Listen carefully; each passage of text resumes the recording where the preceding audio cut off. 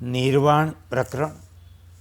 ભગવાન શ્રી કૃષ્ણે કહ્યું, અર્જુન, આ પ્રમાણે વાસના નિવૃત્તિ રૂપી જીવન મુક્તિ દ્વારા તમે આંતરિક શાંતિ પ્રાપ્ત કરી સંબંધીઓના વધના કારણે થનારા દુઃખનો નિશેષ રૂપે પરિત્યાગ કરો. એ નિષ્પાપ અર્જુન, જરા અને મરણ રહિત આકાશ જેવા વિશાળ ચિત્તના ઇષ્ટ અનિષ્ટ વિષયોના સંકલ્પથી રહિત થઈ તમે વિતરાગ થઈ જાઓ. પરંપરાથી ચાલતું આવતું સ્વધર્મરૂપી કર્મ સમત્વ બુદ્ધિથી કરવામાં આવે તો તે જીવન મુક્તો માટે સ્વાભાવિક છે અને તે જ જીવન મુક્તતા છે. આ કર્મનો હું ત્યાગ કરું અને આ કર્મ કરવાની હું પ્રતિજ્ઞા કરું. આ પ્રકારનો જે ત્યાગ અને ગ્રહણનો જે નિર્ણય છે તે એકમાત્ર અજ્ઞાનીઓના મનનું સ્વરૂપ છે. જ્ઞાનીઓનો તો તેમનામાં સમભાવ રહે. જેની ઇન્દ્રિયો કાચબાના અંગોની જેમ ઇન્દ્રિયોના વિષયોથી અઠી અંતકરણમાં સ્થિત થઈ જાય તે સ્થિતિ પ્રજ્ઞ જીવન મુક્ત છે. એ કમલ નહીં ને? વાસ્તવમાં સંસાર આકાશ કરતાં પણ વિશેષ શૂન્યરૂપ છે.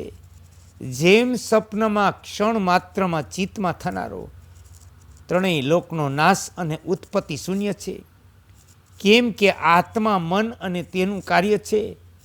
આ બાહ્ય અભ્યંતર સંપૂર્ણ જગત સ્વપ્નની જેમ શૂન્ય છે. આ બધું ચિરકાળનું મનોરાજ્ય છે. તેથી અજ્ઞાની મનુષ્યોને એમાં સત્યત્વની પ્રતીતિ થાય, પરંતુ તે સત્યત્વની પ્રતીતિ તત્વજ્ઞાનીની દ્રષ્ટિએ જોતા નષ્ટ થઈ જાય. ચિત્રરૂપી ચિત્રકારના ચિત્તમાં રહેલી ત્રિલોક વગેરેની અદ્ભુત મૂર્તિઓ આધારભૂત ભીત ન હોવાથી મિથ્યા છે. એ અર્જુન, વાસ્તવમાં ન તો તે ચિત્ત કલ્પિત મૂર્તિઓનું અસ્તિત્વ છે, ન તમારા શરીરનું પણ અસ્તિત્વ છે. તેથી કોણ કોના દ્વારા મરાય? તેથી નાશ થનાર અને નાશ કરનારનો મોહ છોડીને તમે નિર્મળ બની બ્રહ્મરૂપ પરમ પદમાં સ્થિત થઈ જાઓ. એ અર્જુન, જેમ એકમાત્ર ચિત્તમાં રહેનારું મન કલ્પિત ચિત્ર આકારવાળું પ્રતીત થતું હોવા છતાં વાસ્તવમાં શૂન્ય સ્વરૂપ હોવાથી અસત છે, તેમજ આ જગત પણ શૂન્ય સ્વરૂપ છે. એ અર્જુન, મન જ ક્ષણને કલ્પ કરી દે અને અસતની રચના કરે. આ જે મન વિશે આશ્ચર્ય છે તે તો બહુ ઓછું. તેનાથી વધીને આશ્ચર્ય તો એ કે તે અસત જગતને તુરંત સદ્રૂપ કરી દે. તેથી આ જગતરૂપી ભ્રાંતિ આવા આશ્ચર્ય ઉત્પન્ન કરનાર મનથી ઉત્પન્ન થઈ છે. ક્ષણવાર માટે અજ્ઞાનવશ આ જે મનોરાજ્ય છે તે જ આ દશ્યમાન પ્રપંચના રૂપમાં પ્રતીત થાય. જોકે જ્ઞાનીઓની દ્રષ્ટિમાં સ્વતઃ નિત્ય મુક્ત આત્મામાં અધ્યસ્ત અને એકમાત્ર કલ્પનાથી ઉત્પન્ન થવાના કારણે પ્રતીતિ સમયે સ્થાયી જણાતું આ તુચ્છ જગત ક્ષણિક છે. તો પણ આ ક્ષણિક જગતને અજ્ઞાની લોકોએ સત્ય માન્યું. અહો, અત્યંત આશ્ચર્ય કે આ ઉજ્જવળ ચિત્ર આધાર વિના ઉત્પન્ન થઈ સામે દેખાઈ રહ્યું. આ જગતરૂપી ચિત્ર સારી રીતે લોકોની દ્રષ્ટિ અને મનને લોભાવનારું આ નાના પ્રકારના પ્રાણીઓથી યુક્ત છે, અદ્ભુત છે. આકાશની જેમ શૂન્ય રૂપ છે. નાના પ્રકારના વિલાસોથી આવૃત પણ છે. આ પ્રકારના આ જગતરૂપી અદ્ભુત ચિત્રોનું તુરત જ નિર્માણ કરવામાં સમર્થ ચિત્તરૂપી ચિત્રકારે આકાશમાં ચિત્ર દોર્યું. એ અર્જુન, ચેતન આકાશ સ્વરૂપ બ્રહ્મ દ્વારા નિર્મિત સર્વ કાંઈ બ્રહ્મ છે. બ્રહ્મા જ બ્રહ્મ દ્વારા બ્રહ્મ વિલીન થાય. બ્રહ્મા જ બ્રહ્મ દ્વારા બ્રહ્મનો ઉપભોગ કરવામાં આવે.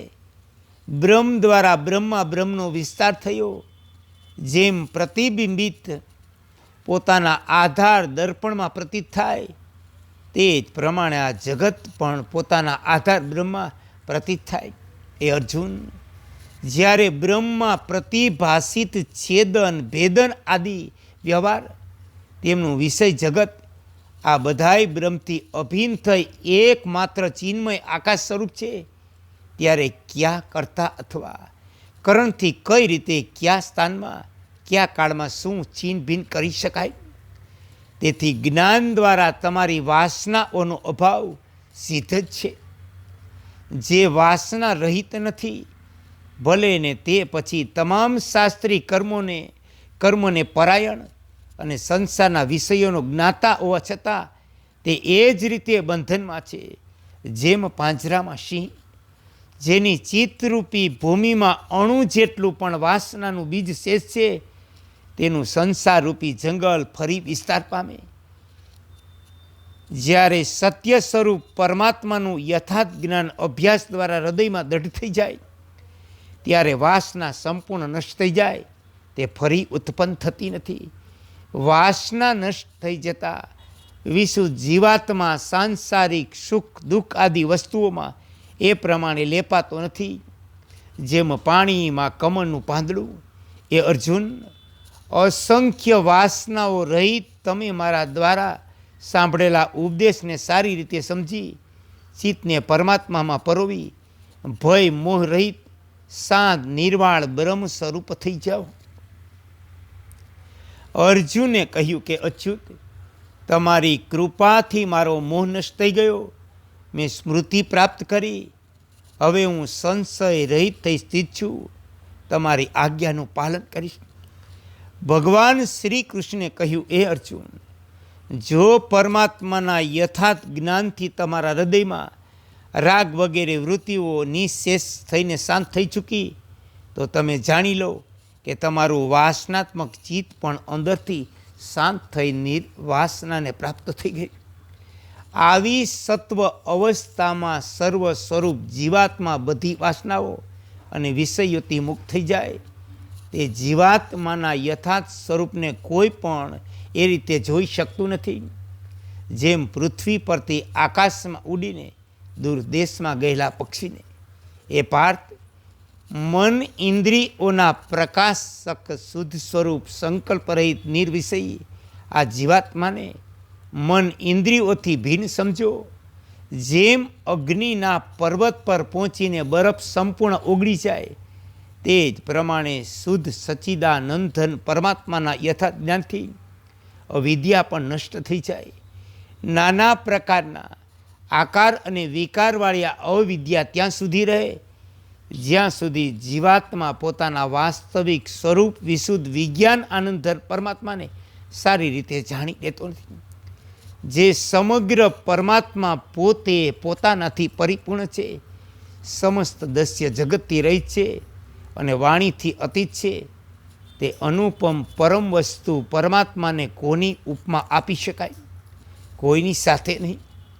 તેથી હે અર્જુન, તમે અભિષ્ટ કામનાઓની નિવૃત્તિ રૂપી યુક્તિથી વિષયાત્મક વિષથી ઉત્પન્ન થતા કોલેરા રૂપી અંતકરની વાસનાઓનો નિપુણતાપૂર્વક દૂર કરી સંસારથી સંપૂર્ણ ભયોથી રહિત પરમાત્મા સ્વરૂપ બની જાઓ.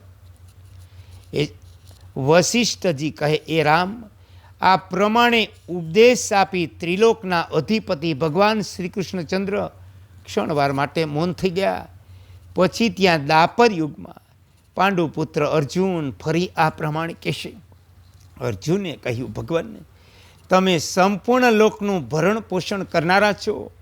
તમારા ઉપદેશથી મારી બુદ્ધિ શોક રહિત જ્ઞાન સંપન્ન થઈ ગઈ. શ્રી વશિષ્ઠ કહે, રામ, આ પ્રમાણે કહી ઊભા થઈ ગાંડીવ ધારી તે પાંડુપુત્ર અર્જુન સંશય રહિત થઈ યુદ્ધ કરશે.